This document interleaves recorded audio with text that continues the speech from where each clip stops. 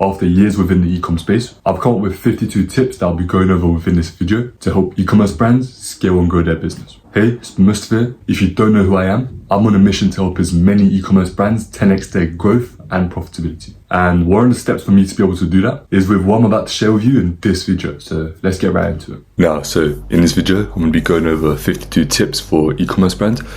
And yeah, so now I've been in this space for a few years now. Here are 52 tips that I've come up with for e-commerce stores, and these will help more advanced stores. It will help people who just started and everything in between as well. So regardless of where you are, if you have an e-commerce brand, right, if you're at the start or if you're already advanced, this will be useful to all of you, right? So I'll point out each tip and explain each one as well. So enjoy, right? Let's just start off with, here's the 52 tips, and they are in no specific order, right? So just thought I'd mention that. Now, firstly, as you can see, it's the website. Now, focusing on perfecting the website and having the research ready from the start will put you a lot further ahead than you think, right? Compared to your competition. Remember, this is where you're going to be bringing all your traffic onto. So with your marketing or anything else you do, right? So you need to make sure it's the best it can be in order to, get as many people from that traffic to convert as possible, right? And of course, if that's the case, right, if more of your traffic is converting, you'll be increasing your profit margins, as it'll bring down the marketing costs, as it'll cost less to get someone to buy, if that makes sense. So this is the key. I always mention this in every video and everything I say. When it comes to e-commerce, even if someone asks, like, what do you think about my ads? Any question like that, I always bring it back to, how's your website? Have you optimized it for conversions? Have you A/B tested, etc.? So that's why I put it first as well, actually. I know it says no specific order, but this is definitely the first thing you should focus on. Now, next is that the ads are more about the video, images, and text rather than the strategy itself, right? So, especially more recently, I thought I'd mention that, but with the algorithm for these platforms getting better and better, we have found that ad strategies and targeting is no longer as effective, and in some cases, worse than just letting the algorithm figure it out for itself, right? Now, there's a lot of YouTube videos that obviously go into these strategies and all of that, and they used to work, but now I'd say about 90% of the time we just leave the targeting broad and just hone in on the videos, images, and text. Make sure they're really good, and that does the targeting for us. So leave the targeting on broad and heavily focus on perfecting your copy and creatives. Those will do the targeting for you, and this is just because of how intelligent the algorithms are, right? So forget all these strategies, right? With I think there's stuff like bid caps, all of these sort of stuff, forget it, and just focus on perfecting your copy and creatives. And trust me, the strategy, you won't even need a strategy. It nullifies the need for you to even have a strategy. So yeah, that's something to keep in mind. And the third one is respond to customer complaints whilst their complaints are still private. This is a mistake that I've seen happen firsthand, right? I see a lot of stores making. Why would you ignore customers? I don't know, but stores do it, right? People actually do that. So what this means is, don't ignore customers when you have the opportunity to address what their issue is whilst it's still private, right? Whilst they haven't posted it, whilst they haven't left a bad review, etc. Because why would you? Why, when you can address it in private, why would you ignore the customer? Just address it in private and never ignore customer emails or messages. Never. Some people choose to ignore it, or brands are like, let me just ignore these, etc. I get where they're coming from, but it doesn't make sense, because if someone's gone out their way to complain, just because you ignored them, they're not gonna not pursue that. They're just gonna keep getting worse and worse. You can just de-escalate it by not ignoring it. So never ignore any customer complaint. And the fastest way to ruin your business is by ignoring customer complaints. I've seen it happen. So big tip: if you're established, if you don't have a team for it, definitely hire a team, right? It will not make you more money anyway. Trust me. Now. And also increase the longevity of your business, which is, I'm sure, is something that's big for you. So the fourth thing is to keep track of profits. Now, this isn't an issue for a lot of stores, but for some, they don't keep track of their profits or financials at all, and it ends up leading to them making bad decisions as they don't know the current state of their business. Now, let me just get a sip of water quickly.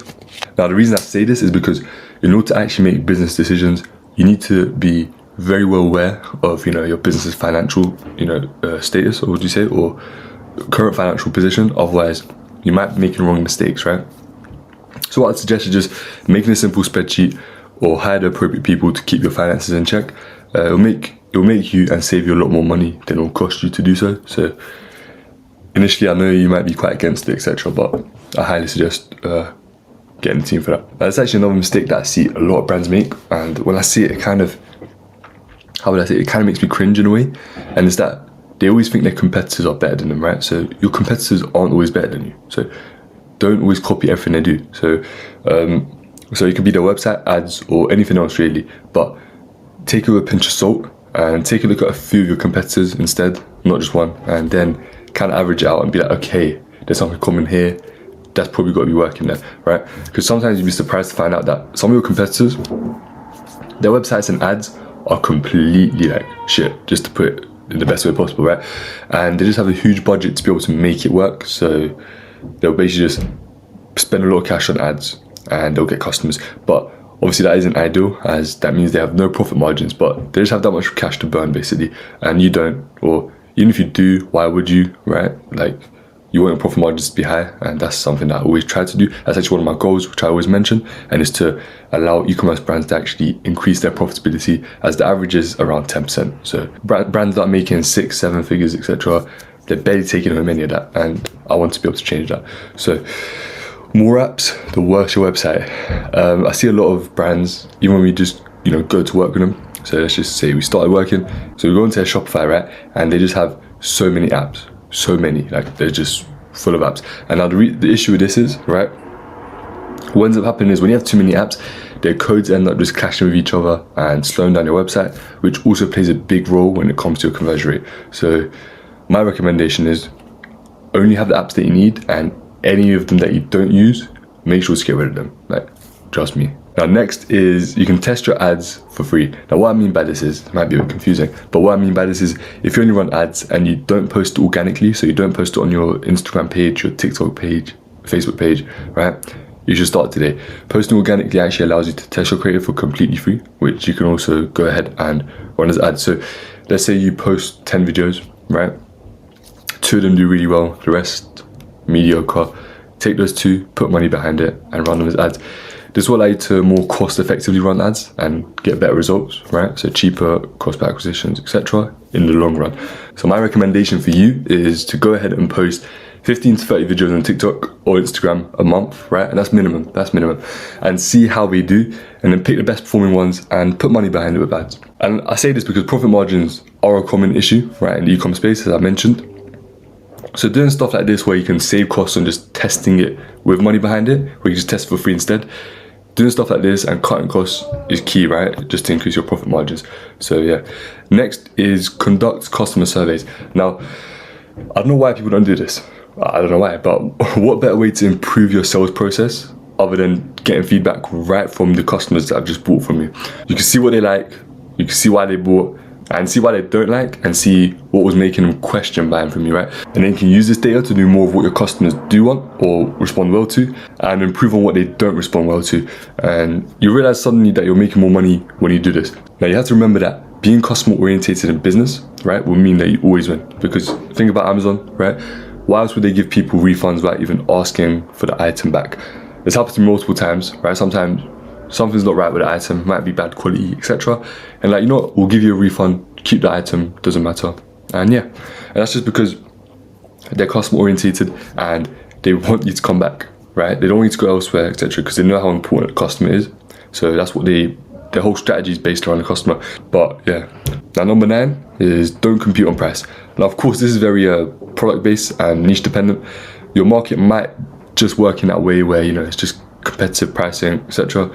And that's fine. But for the majority of brands, you can escape having to compete on price by just working on your messaging and your value proposition and a few more things, but those are the main ones, and that's it. And you'll be able to charge more than your competitors, selling practically the exact same thing that you are, and you can actually get more sales than you do before if you just hone in on, especially those 2 things, right? Your messaging and your value proposition, really important. And if you have any questions about any of these, right, some of these phrases, etc., you might not know what they mean. So leave a question down in the comments below, and I'm going to be answering all of them. So yeah. Now number 10 is plan out busy periods way beforehand, right? Don't leave the last minute. When it comes to busy periods, like for example Black Friday, it would be in your best interest to get everything sorted 2 or 4 weeks before the actual date. And that's at least, by the way. Get all your emails, copy, videos, etc. ready to go. For stuff like copy, etc., For our clients, we just write it down in Google Docs, have it all there, obviously a title, what it is for, etc. And yeah, so that's for the website, ads, everything. But yeah, number 11 is offer longer return periods, right? And guarantees. When I initially tell clients this, they get kind of worried if I say we should take the 30-day money back guarantee to 60 or 90 days. There has even been cases where I said, you know what? I think for this product, 180 days will work better, and it actually has. So, but they believe, they're quite against it initially because they believe that more people will start returning and asking for refunds, etc., which actually couldn't be further away from the truth. And here's why, right? The people who are going to be returning at 60 days, 90 days, 180 days, 365 days, whatever your guarantee is, right, are the exact same people who'll be returning within the 30 days, 14 days, 7 days, right? Now you might get an extra 1 or 2, right? But exceptions don't make the rule. So generally, your return rate should not really increase, right? And if it does, well then you can change it back, right? If it does, but in our experience, and if you just think about it logically, you like the same type of customers that are going to be returning at, let's say, 90 days and abusing your return system a little bit are the same people that are going to be returning at 30 days. So you might as well just increase it, make it look better. It's a psychological thing, right? Because one of the main reasons people won't buy from you is because of risk, right? What the punishment will be if they don't like the product. So if they buy from you and it's really difficult to return, or the guarantee isn't as good for the return, etc., it's not really clear, then there's less chance they'll buy from you. So if you say, you know, if you're not happy, we guarantee you'll be so happy that we have a 180-day money-back guarantee. Then it's just like, okay, cool. The risk reversal there is absolutely nuts. So, you know, I'm gonna go ahead and buy this. They're not gonna use it. And the people that do use the 180-day money-back guarantee, as I said, or abuse it, same people that will abuse the 30-day or 14-day. So you might as well just use it to your advantage. And the other thing you have to take into consideration is, right, which is my second point here, is even if it was to increase the number of people that return, the number of more people you'll get buying due to the reason I just mentioned about risk reversal, right, of the longer guarantee period. So when they see it, they're gonna be like, okay, I wanna buy it. You'll get more people buying because of it, right? Will greatly outweigh, you know, the people returning and stuff, or the more people they have returning from the longer period. So regardless of what happens here, the chances are in 99% of cases, you're gonna be making more money. So I don't see why not. But yeah, obviously, as I said, everything in here, or majority of things here, you should definitely test. So as I said, you know, the first point was website, A/B test stuff, etc., right? So test this, see how it goes, and that's for everything else on this list as well, or most things, not everything. Some of these are quite strict, and you know, like they'll work in 100% of cases, but stuff like this, test having a 30-day money-back guarantee and 180-day money-back guarantee, see what works better for you. This is actually quite a good one. So number 12 is having a comparison table on your website. Us humans best understand things by just comparing it to something else, right? You don't understand things by itself. You compare it to something else, and that's how you understand it. So if you really want your product to stick out and have people see the true value of it that you know it has, right? Compare your product points to competitors using a table on your website. What I mean is, if you just go like let's go to e-commerce product page comparison table. I spelled that completely wrong, but that's not the point, right? Just something like this. So you can have like your competitor, you can have like your name, your competitor's name, etc., and just, you know, tick stuff that you do, they don't, etc. But those work really well, and usually have them on your product page. That's a good one. But yeah, make sure to make something like that. Again, test that out, see if people respond to it well, your customers respond to it well or not, and yeah, but majority of the time they do, so it's a good one. 13 is have image or video reviews. Videos, if possible. Either is good, but video is the best by far, that's why. But have them at the bottom of each product page, as people are more interested in what other real verifiable people have to say about your product over what you have to say about your product, which is why I always tell people that, you know, focus heavily on your reviews on your product page, not like the product description, oh, it's made out of this material, it's amazing. No one really wants to read the product description because you yourself are writing it, or your brand is saying that, and of course you're going to say it's good. You're not going to sell a product and say, listen, it's a good product, but I think our competitors' ones are better, right? But obviously, if someone has a video review, real verifiable person, they'll tell the truth, right? So people trust that a lot more than your own description. So keep that in mind.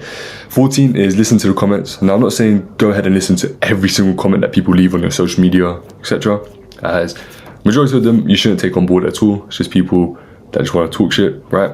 But if there's a common objection that a lot of people seem to have, and you kind of see it yourself as well, or your customer support team also tell you about it as well, right? Which does happen. So if you have a customer support team, they're like, people always, complain about this issue that you have, right? Or something about this product, right?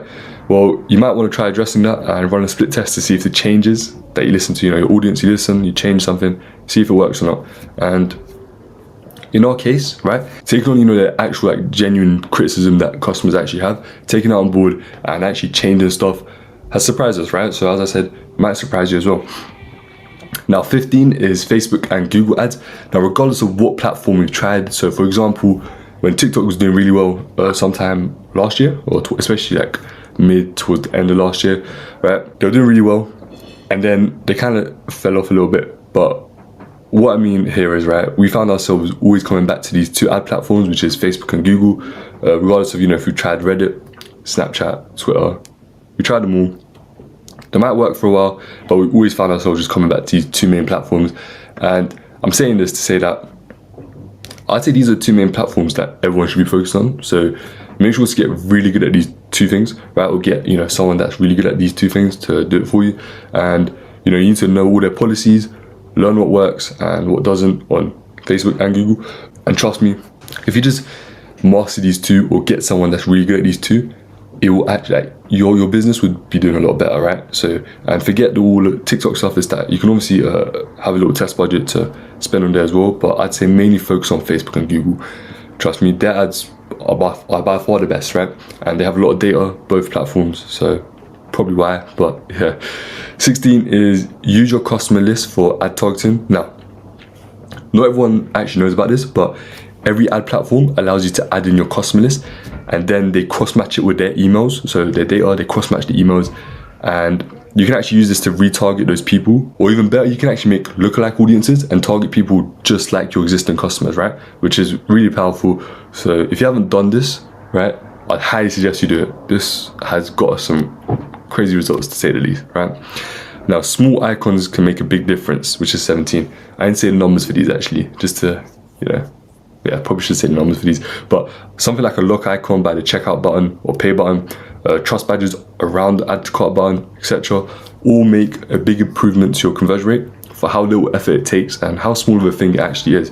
Now, what I mean by this is, right, just to make it a bit more clear, if you have, let's say, payment icons, literally just stuff like this, when people have these on their add to cart button, etc., show that verifiable, is secure, etc. Or you should have lock icons by your checkout button as well.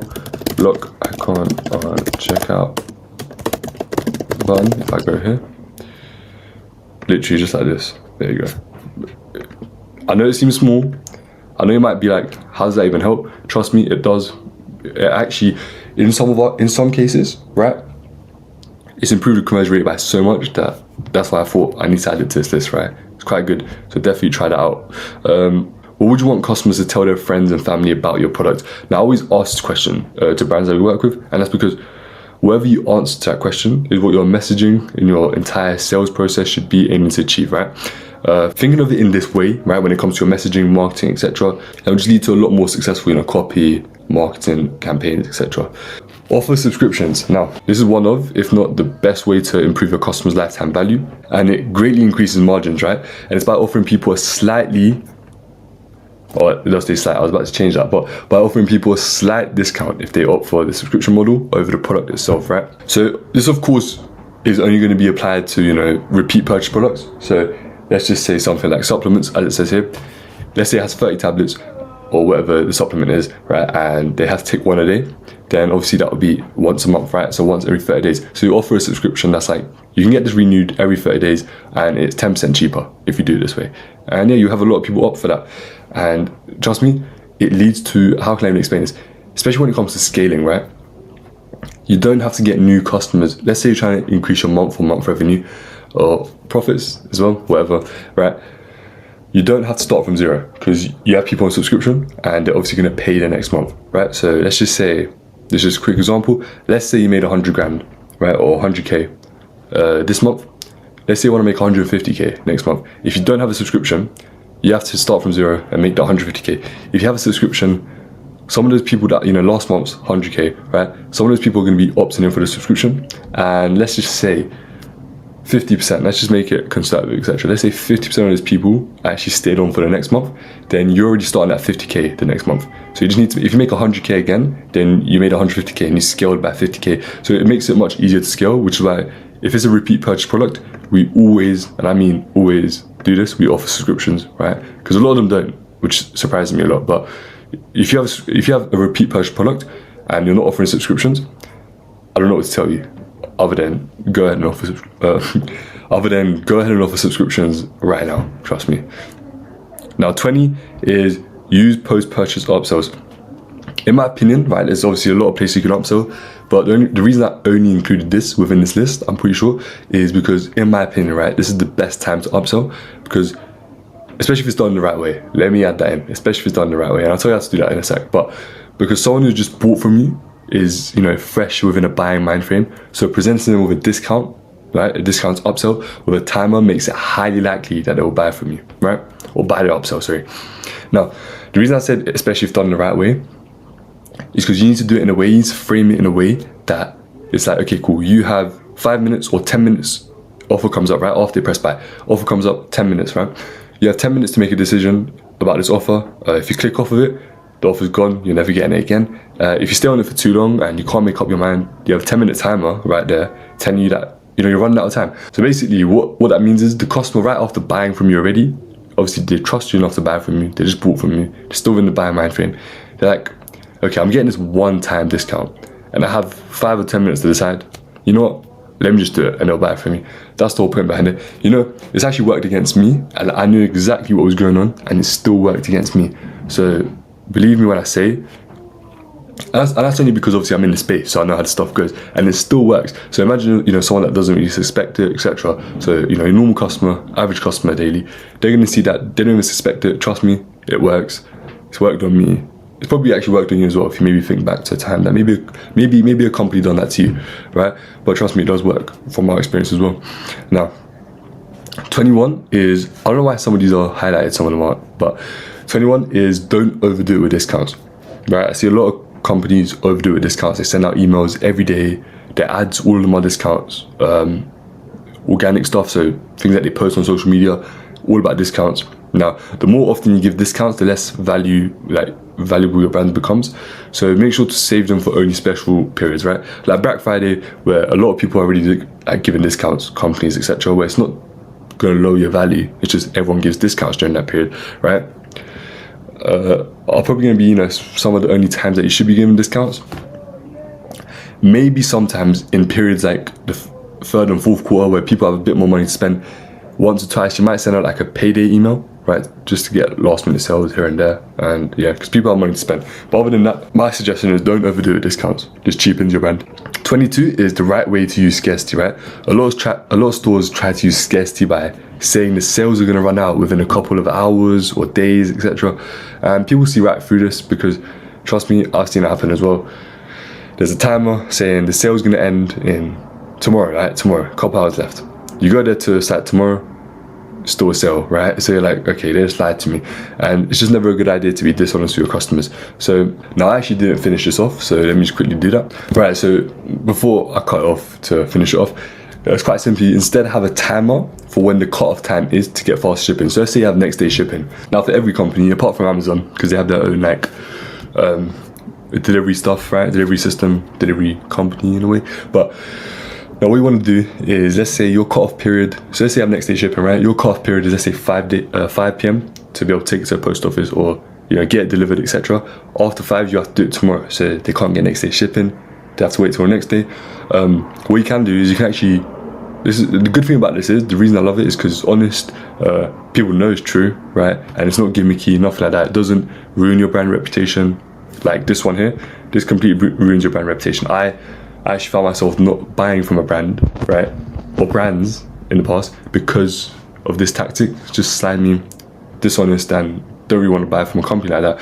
So with this, you just say, okay, you have 4 hours to order and you can get next day shipping, or even if it's 3 day shipping, right? You can say you can get it by Thursday instead of Friday. If you ordered like after 5, then you'll get it by Friday because you obviously have to ship it the next day. So make that known to people just to build that bit of urgency in an honest way. in a way that works better in my opinion. So yeah. Now 23 is try landing pages, right? Sometimes taking traffic to your normal website might not be the best idea. And by landing pages, how would I even describe this? So you basically, there's softwares, right, that you can make just a single page, right, that's just heavily focused on selling whatever the product is that you're selling. So the reason we use it is because sometimes when we run ads, right, obviously the ads will have some sort of messaging within it, offer, whatever. With landing pages, we can actually hone into that, right? Because with a website, you have to change the entire thing, and we don't want to necessarily do that, or it's not as customizable sometimes, etc., right? So these landing pages, you can only get through to them through the ad itself, and I'll just show you an example of what a landing page e-commerce example. I'll show you a quick example what it looks like. So just something like this, right? Usually you'd have your offer at the top, whatever it is, right? I mean, that could work actually, something like that as well. But like this, social proof, maybe like a video somewhere there, and then your product, etc. So the whole purpose of it is just to sell. You know, one of the main ways you can distinguish a landing page to a website is, as you can see, there's no navigation. No navigation. You don't want to have navigation. That's one of the main issues of taking people to a website, is because even if you take them to a product page, directly to a product page, because there's navigations at the top, they might click off it, go elsewhere. The whole point of the landing page is just one goal, right? When you have a website, you might want to, you have an about us section, all of this. So you might want them to actually go check your brand out, check the about us, etc. But if you're just going for the sale, so especially if let's say you're retargeting, you have retargeting campaigns, you don't want them to, go around, look at other stuff, etc. You just want them to buy. A landing page might be the correct choice for you. So now 24 is A/B test your website. You might think your website looks really good, which I don't doubt in any way, shape or form. But my question is, does it convert as much traffic as it possibly can? My guess is going to be no, as no website is ever perfect really, apart from a very select few, right? So my suggestion is go ahead and use a software like VWO, which is what we use, and it's right up here as well.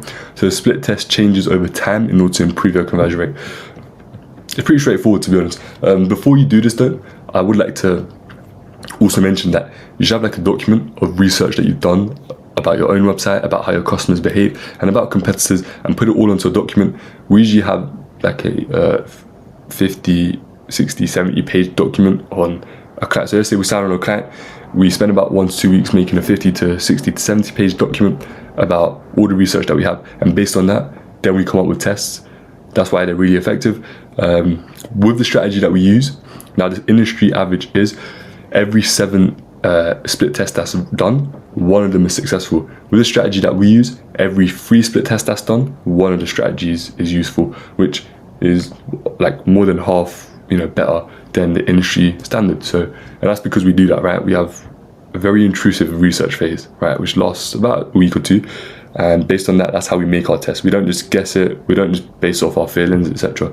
And so I suggest you take that route instead when it comes to A/B testing. But yeah, I do have a video on how to A/B test on the channel if you want to check that out after this video. But yeah. Now 25 is you want to set up an email pop-up with a discount code, right? Collecting people's emails can really be useful and profitable. So offer them a small discount in order to, get their email from them, right? Now, emails can be used for emailing them, which is the obvious one. You can run ads with them, as I mentioned before in the previous point, where you can target people with your email list. And lastly, you can obviously get them into your automations as well, which is our next point, right? So 26, set up email automations. Set up things like welcome series, abandoned cart series, post-purchase series, and more in order to get people to actually convert. Now, we mainly use Klaviyo for this, but sometimes with 1 or 2 clients, we do use Shopify's own email app, which is also pretty good to set up automations and for email campaigns. So yeah, those are the softwares I recommend, but definitely set these up. These can make you quite a bit more money, trust me. As a lot of people, I'm sure you've had it yourself, is let's say you added something to cart and you might have forgot, something happens, you forget, and getting reminded with your email would mean those people that were gonna buy, but something just came up quickly, they'll actually end up buying, right? You don't wanna miss out on sales that you shouldn't be missing out on, and these help you with that basically. Now 27 is using sold out items or products to your advantage, right? I don't really see anyone talking about this, but if you have something that's sold out, just saying that it's sold out, and then that's it, right? And then just getting them to maybe pre-order or wait, or whatever, right? Whatever you do. Now, instead, if you just framed it in a way that you're sold out because of the unexpected high demand that you've gotten, right? And then they can pre-order now in order to, be one of the first ones to get their hands on one when they do restock. This will lead to, more people buying. And that's because people have a herd mentality. If you trigger that herd mentality because, it's sold out because of the unexpected high demand that you got, right? Which means other people are buying, right? And if people realize that, right, what's going to happen is they're going to buy just because other people are buying, right? And also if it's sold out, you're being honest, you're not lying about it, etc. A lot of other people are buying, which is why it's sold out. So yeah, now 28, let's just put that right down there. Here you go. 28 is never just run one thing as an ad at a time and think that's going to work, right? You need to test multiple different copy, videos, images, etc. all at once, so then you can actually pick the best ones that come out of those, right? After obviously a few days of running them. And then you obviously just pick the best one out of all of those after running them for a few days, right? The reason we do this, and the reason I highly suggest you do it as well, is because with the more things that you test, right? So the more copy, the more videos, the more images, you increase your chances to get that home run or to get that really successful ad. That's how you do it, right? If you just test one thing at a time, the chances are, even if you do get something that does well, let's say, I'll give you an example. Let's say you had 3 different things that you're testing, 3 different videos, right? Let's say one of them do well and the other 2 don't. You're like, okay, cool, this one's good, right? So you carry on running that one. Now the issue with that is if you tested 10, right? Now that one would obviously be one of them still that does well, but because you tested 10, you might have had one that's actually better than that one, which you could put your money into instead. But because you didn't test enough, you're only left with a sample size of 3, right? And one of them done well, or decently well compared to the other 2. But if you had 10, the chances are you'd probably had one that done better than that one, right? Which would have been a lot more profitable for your company, which is why, in my opinion, I always test 5 different videos, 5 different copy, right? For 5 different days. Just let it run for 5 days. That's because of that, right? That's the minimum, right? If you can test more, if you can test 10, 15, 20, 30 at a time, even better, right? In our experience, that's actually the key to successful ads. Forget the strategy, forget all that. It's just about testing. Now 29 is having GIFs on your product page. This is just one of those things that will add a visual element to your sales process, right? Which is needed as us as humans are more visual opposed to reading text. We don't really want to read. We just want to be able to see and understand what's going on. So having a GIF which quickly shows the product in use can really help your conversion rate. 30 is you can use your customers as affiliates, right? You can set up an affiliate program for already existing customers to get you more sales, and you can also send them training, right? And obviously, so how they're going to get you more sales is, let's say they bought from you and they can apply to be an affiliate. Now they can obviously post content on their TikTok with your product, and yeah, what you can do though is we actually send training over, right? For them, how to post videos that convert better on social media, basically. This is great, especially if you want to be everywhere on social media, if that's one of your goals, in order to, build a brand, etc. And it just gives you that continuous wave of content to use for your ads. And also another thing that I'm going to talk about is so the people that post that content, right? You can actually use their account to whitelist your ads, which is a more effective way to run ads. 31 is having a loyalty program to get people to always buy from you rather than your competitors. Now, this works really well, especially if you're in an extremely competitive market or extremely price sensitive market. This will make it so someone who's bought from you once will more than likely buy from you again, just so they can get that, whatever the reward is, right? Whatever the reward that you give is with your loyalty program. But yeah, now 32 is getting your brand associated with big names within your industry. Now just take a look at Gymshark, and yeah, that's basically what this is. If applicable, try to go for some of the biggest names in your industry to use your product. Now there are a bunch of ways to go about this. One being obviously you can just set up same way that you can set up an affiliate program for your customers. You can do that for influencers and stuff like that as well.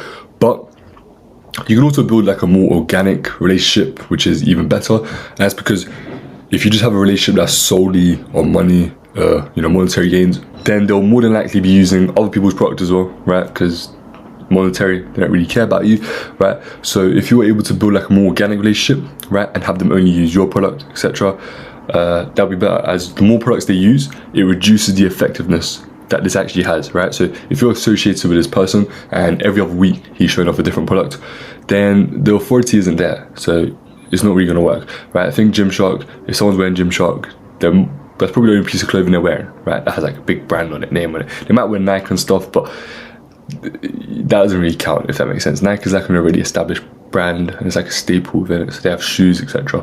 But if we're talking like competitors, they're not wearing Gymshark's competitors, right? Or they're not promoting some, you know, weird other products every other day. So yeah. Now 33 is you need to clearly state your shipping times. People want to know when they'll be getting their stuff, and it's a big reason why some people don't convert, right? It's actually quite a big reason, you'd be surprised. Probably behind, you know, shipping fees, right?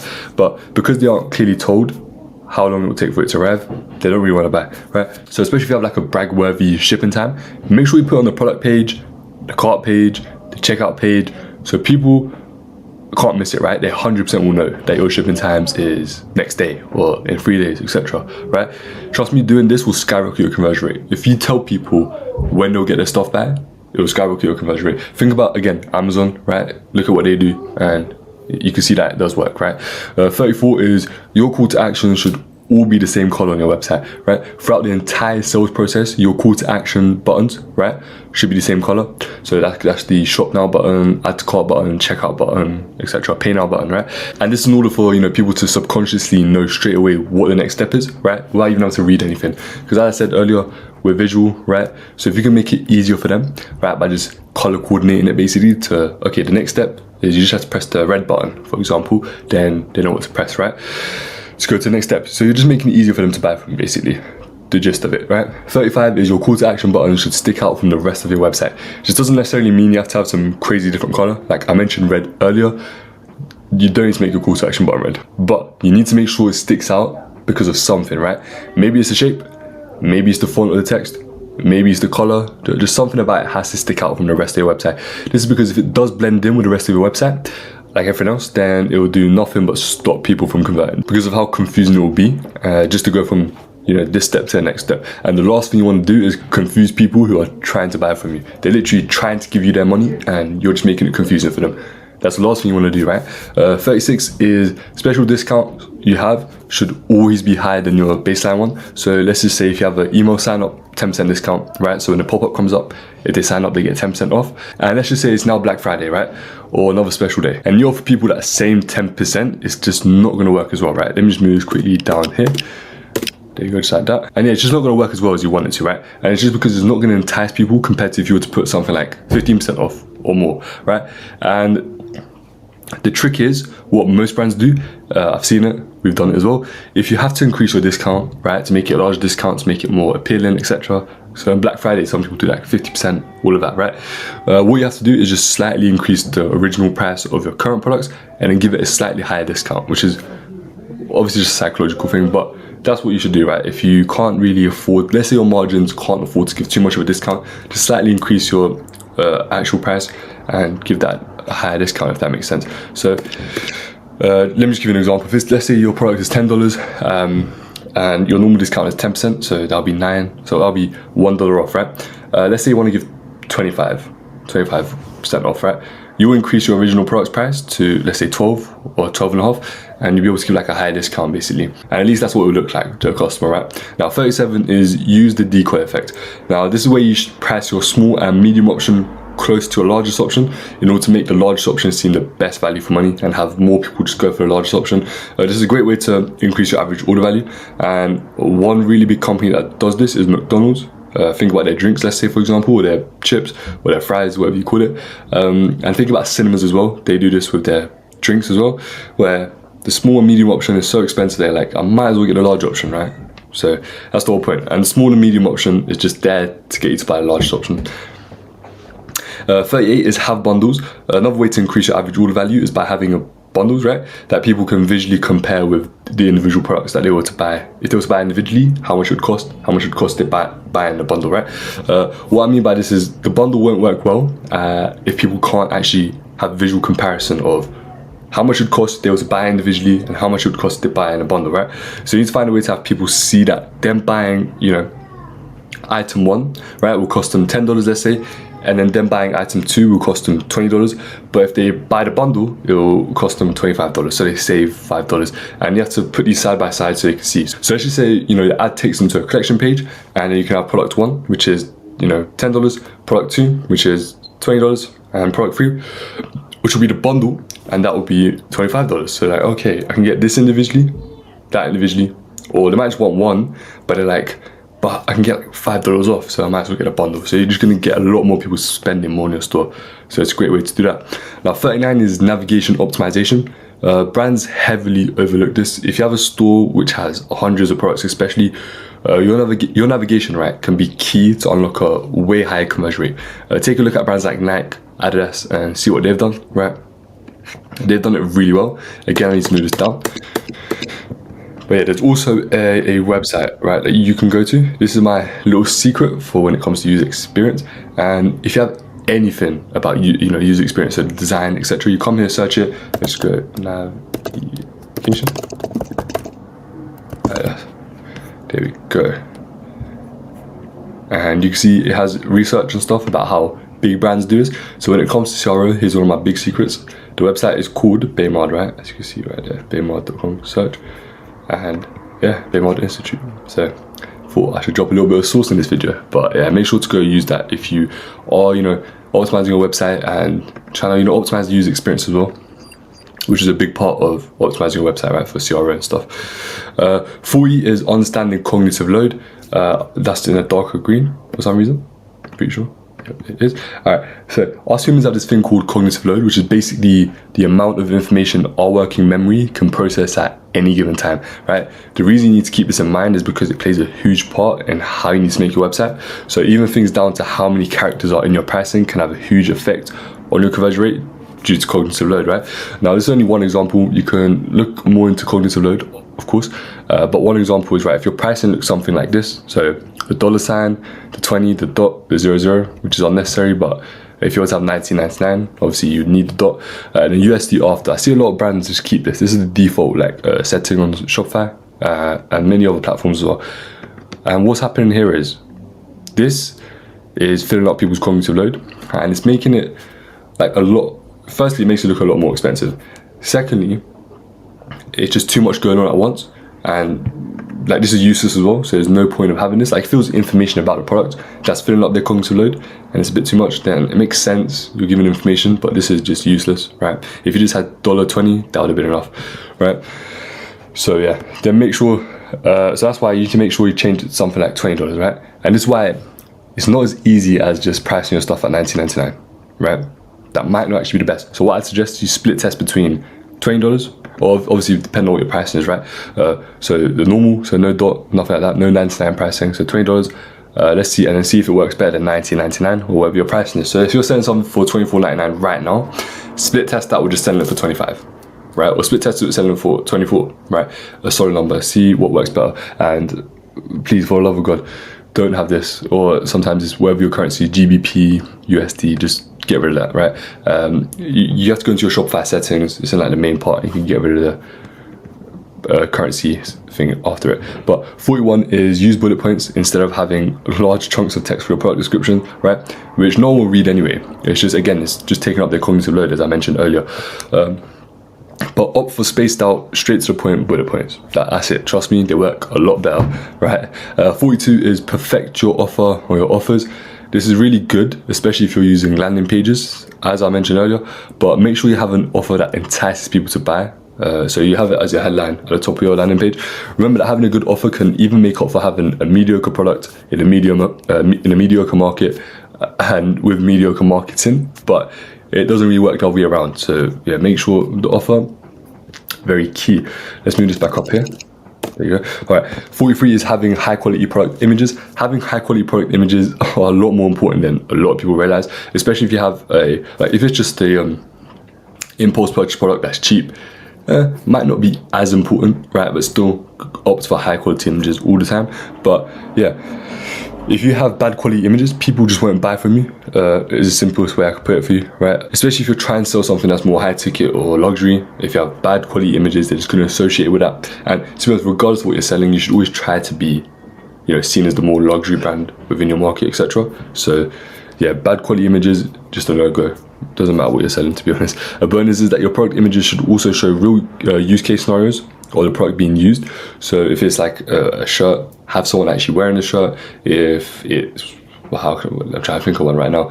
If it's a tennis racket, this is such a random example, show someone using the tennis racket in one of the product images, not all of them, right? The initial one should be the product images itself, but after that, obviously, if it's wall art, show the wall art in a nice aesthetic home. It's just stuff like that, right? It's because people actually want to visualize what it would be like buying and using a product before they do the action of buying it, right? So giving that to them is super important, right? And again, it really helps the conversion rate. I don't know if you've noticed something very common here, but so obviously all these tips are to help brands scale their e-commerce brands, right? And you'll notice that it's not really much talk about ads, etc. All of it links back to conversion rate, right? And that's because that's the main thing. If you improve your conversion rate, your ads do better, any type of marketing you do does better. And yeah, because the traffic, more of your traffic just converts. So it just amplifies everything by a lot, right? It's why I actually have a case study where with only 3 times the traffic, right, we were able to 20x their revenue. I have a video on that and I'll put it right here for you to watch. But yeah, make sure to go check that out after this as well. Now 44 is use retargeting campaigns. If you only have cold campaigns set up, you're leaving a lot of money on the table, trust me. Just because someone clicked through a cold campaign and they didn't end up buying the first time they've seen you, doesn't mean they're now lost cause, right? If they clicked it, they were interested enough to click, right? So you know that now. So what you can do now is retarget them and test a few things like, copy that says, use this code to get 10% off and see how that works. And the reason the copy is so straight to the point and basic here and short is because the copy doesn't need to be as emotional and wordy in the retargeting phase, as people already seen that, right? People already read your copy from initially in the cold campaign. Now, the copy initially got them to click, right? That's fine. Now they know about you, which is good, right? Now you try to get them to buy, so you give them an offer, if that makes sense. Let's put this down here as well. There you go. All right, 45 is have a chatbot. Now, I actually didn't realize how important this was, right? But one of the big reasons people don't buy is because let's say they have a question, right? Simple question. It can even be a simple one, right? They want that question answered, right? Unfortunately, you don't have an instant chat reply system. So what they have to do is they have to email you and they have to wait 24 to 48 hours for you to respond, and then they can maybe buy from you. And it's just too much. So guess what? They're just gonna say, forget, I don't wanna buy it. Or maybe your competitor actually has customer support or like instant customer support, like a live chat. When they have it at the bottom. So I'll show you an example here. Pretty sure they have it actually. Look, if you just come here, it'll be at the bottom right of the product. Hold on, let's get rid of this. There it is, right? It's instant, right? I'm pretty sure they have a chatbot here. And if the chatbot can't answer your question, you'll basically have a real person go ahead and answer the question. So you send them a message and bang, look at that. Simple. Right, so if you have any questions, answer straight away. You don't have to wait 24 to 48 hours, which is going to stop a lot of people buying from you. So it's really important to set up a chatbot. And what would happen is if the chatbot can't answer the question, it would be like, would you like me to forward this through to a real person? And then you answer it. If it's like the rare occasion where the question needs the actual person to answer it. But other than that, you just want a chatbot doing the work for you. Just set that up with a Shopify inbox, which is the one that we use with clients. But yes, let's move this back up too. All right, 46 is make UGC, not ads. And UGC stands for user generated content, which is like organic TikTok videos, right? A lot of brands running ads make the mistake of making ad videos, which of course logically makes sense, right? If you're gonna run ads, you make ad style videos. But the issue is it doesn't work, right? You have to remember that your ads are still gonna be showing up on people's normal like social media feeds. So it's all gonna show up in some special section. If they're scrolling through their social media, it's gonna come up as if it's just any other video, right? So the content principles don't change about, having scroll stoppers, making it engaging, all this stuff, right? So they all stay the same as if you're making organic content. So why would you go ahead and make ads? If you make an ad, it's just gonna be, it's too much friction when they're scrolling, when they're like, if you're just on your phone, right? You're like, okay, cool, scrolling, your dopamine receptors are gone completely, right? If an ad comes up, you're just gonna scroll past it. You need to actually fit in with the rest of their For You page, basically, or their feed, right? 47 is, this is a big one, right? Too many people make changes or, adjustments to ads way too quickly. And this is actually for everything. Even if you're doing a website A/B tests, right? That's actually like a week or two at least, right? Don't change things too quickly. Don't make emotional decisions. Let it run for 3 to 5 days, right? So if you're running ads, let it run for 3 to 5 days. And that's at least, right? Preferably a week longer, right? Before you change anything, before you touch it, anything like that. Making changes to your ads in less than 3 to 5 days means you're making them too quickly. You need to give your ads and tests a little more time in order to actually get accurate results. Sometimes the ads will do terrible for 3 days, right? Or with your A/B test for your website, the variant that, you know, the initial one might be doing better and the change that you made might be doing worse. But guess what? On the 4th day or maybe the 5th day, or, you know, towards the end, right? Things will start evening out, or for the ads, the algorithm will start, you know, finally finding that audience that actually works, and the results will just completely flip. And, you know, with ads you'll get better results. And with the A/B test, right? You know, the new variant that you just tested will be doing better, right? So give it time. Don't make decisions too quickly. You know, I've made this mistake a while back. Always used to do it, and it just doesn't end well. Like, you just get inaccurate results, and things that would have worked or could have worked now you think don't work, and you never do them again, and it just causes a lot of trouble. So give things enough time to run, basically. 48 is test one interest per ad set, right? People make the mistake of just throwing a bunch of different interests into one ad set and hoping that one will work, right? Just hoping, sitting there hoping, and then just call it a day. And the issue with this is, right, if you have 10 interests within an ad set and one of them do work, I don't doubt it, right? If you have 10, well, one of them is bound to work. Now, you don't know which one worked because there's just 10 in there. So like, okay, any one of those 10 could have worked, a combination of the 10 could have worked, right? So what ends up happening is the success of your ads just ends up becoming a fluke, right? Let's move this right down here as well. There you go. So instead, if you want to actually test multiple different interests, etc., just make multiple different ad sets, and each ad set has to have one interest. This way, whichever ad set does well, you know that that interest is the one that's working, right? And then if you want to combine it off that, if you find two, obviously, interests that work, you can just combine it into ad set just to keep things organized, etc. But initially, when you're testing, don't just throw a bunch of interests into one ad set. You're just going to be basically playing with luck, right? Your ads are only going to be successful because of luck. You don't know what works. This is what I always say, right? When it comes to running ads, it's just testing. Test, right? And when you do this, you remove your ability to be able to test because you don't know what works, because it's just any one of those things could have worked. So when you remove your ability to be able to test, which is one of the most important things, which is not even one of, it is the most important thing when running ads. If you remove your ability to do the most important thing when running ads, your success is not going to last for long, is the best way I could put it, right? I've seen these all happen, and that's why I've made these 52 points, right? And we're nearing the end now. So yeah, 49 is quite simple. It's just offer Apple Pay and Google Pay. It's quite self-explanatory, but it just makes it much more easy for people to buy. It's literally just one click. You can literally press Apple Pay, press the button twice, bang, done, right? I don't know why you wouldn't offer that to your customers, but yeah, and it just makes it much easier for them to buy. So yeah, and I guess if you want to make it hard for your customers to buy, don't offer it, but for most, they want to make it easy as possible so they can make more money. So yeah, 50, optimize for mobile over desktop. I see plenty of brands do this, right? They optimize their website, their ads, everything for desktop, which makes sense because whenever you're doing work, like I'm on my laptop right now, whenever you're doing work, you're on your desktop, right? So you kind of get confused.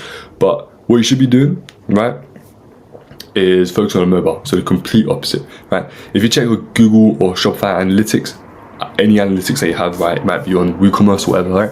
You'll quickly find out that something like around 90% or more of your visitors are on mobile.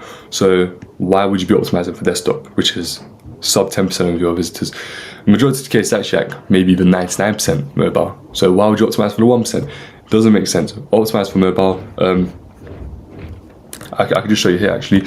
This is the most popular. Hold on, let me just go into Google quickly. This is actually the most popular aspect ratio. So let's just go Google. There you go. And if you just go inspect element, right, and then we'll go mobile here. This is the most popular aspect ratio, which is the iPhone 12 or iPhone 12 Pro. It's 390 by 844 if you're optimizing your website and stuff. So yeah, well, I'll show you what it looks like actually. Let's go back on Gymshark. I know I'm kind of using them a lot today, but oh, it's completely glitching now. Hold on, let's refresh that. Yeah, it's just completely glitching. Let's just try again, hold on. Refresh. Yeah, it's completely glitching out. Oh, hold on, give me a sec. This is, alright, let's go, get rid of that. There you go, let's go back onto this. And then, so say it's your website, inspect elements, or you can also just check out on your phone, which is also an option, but, and exactly here, as if you're on an iPhone 12, but you might not have, so as I said, this is the most popular aspect ratio. You might have an iPhone 12 Pro Max, which is going to be bigger, right? So this is why I just go for this, and plus, I don't want to use my phone whilst working, so that's another reason. But yeah, so that's how you do that, right? So optimize for mobile over desktop. That's just the gist of it. 51 is nurture customers through emails before trying to sell to them. Listen, brands are just sending out promotional email after promotional email. Oh, here's 10% off. Oh, buy this. This is back in stock. The issue is you need to engage them before you sell to them. So that includes stuff like brand story emails, founder emails, educational emails, and then you sell to them. If you just skip these steps, so you don't do any of these nurturing, emails, etc., you're just gonna get a lot of unsubscribers. No one's gonna buy from you. You're just gonna lose out on your customers. So don't make the right decision there, right? And we're on our last point now, right? Let's just move this down here, actually. There you go. And that is having an automatic geolocation. So if you're a brand that sells to multiple different countries, which there's quite a few brands that do that, right? Having an automatic geolocation will automatically detect where your visitor is, and based on that, they'll change the pricing and text, etc., to that person's local currency, right? Or their local language, whatever, right? And this just helps reduce friction, because otherwise, let's just say it's in dollars and they're in the UK, they're gonna have to go off the website and calculate how much is $30 in pounds, right? And the last thing you want is people to go off of your website. You're trying to get them to buy, right? And you're trying to get them, more further into your funnel. So if they have to click off of it and go somewhere else, the chance of them getting distracted or not coming back, etc., or maybe they'll find your competitors. There's so much things that can go wrong. So keep them on your website by just having an automatic geolocation. But yeah, that's it. If you're struggling to scale your store's revenue and, more importantly, your profit margins, there's a link in the description that you can click. For full transparency, it is a video VSL funnel of me trying to sell you something, so only go there if you want to. You don't have to. I don't really mind if you click it or not. What's important to me is that you're able to scale and grow your business with the videos that I post on this channel. But feel free to check it out if you are having problems scaling your store. That's all for this video. If you liked the video, there's a button for that. Comment any video ideas or requests that you have, and subscribe for more content that keeps you engaged to the end. Thanks so much for sticking around and watching till the end, and have a great day.